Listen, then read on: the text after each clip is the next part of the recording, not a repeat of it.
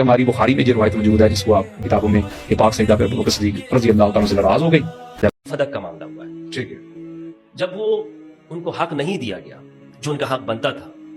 ये मुफ्ती हमदर्द बिल्कुल झूठ बोल रहा है, बिल्कुल झूठ बोल रहा है। ये कज़ाब आदमी है और मुनाफिक आदमी है। कहता अपने आपको सुन्नी है, बोली राफियों की बोलता है।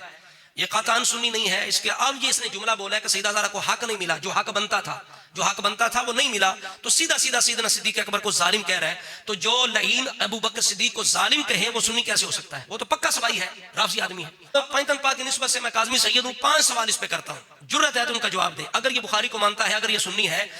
पहला सवाल ये है कि बुखारी से साबित करे कि सैयदना सिद्दीक़ अकबर ने हक नहीं दिया।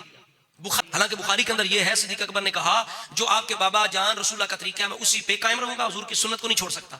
जो आपको खर्चा मिलता था, खाने के लिए मिलता था, आप भी मिलेगा। दूसरा सवाल यह है कि क्या बुखारी के अंदर सईदा ज़हरा की जुबान से है कि मैं अबू बकर सिद्दीक़ से नाराज हूं? चैलेंज ऐसे फातिमा ज़हरा की जुबान से दिखाए, बुखारी के अंदर हो, वो कहे मैं अबू बकर सिद्दीक़ से नाराज हूं, पता चले।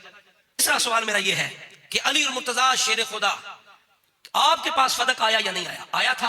आपने क्या फैसला किया? वही अबू बकर उमर उस्मान वाला जो रसूलुल्लाह का समय फैसला था, या तब्दील किया? जो भी जवाब देना है वो अली पाक की जुबान से देना है, अपनी तरफ से जवाब नहीं करना। नहीं, अहले सुन्नत की किताबों से बसंदे सही अली पाक की जुबान से वजह बतानी है कि अली पाक ने क्यों वापस नहीं किया।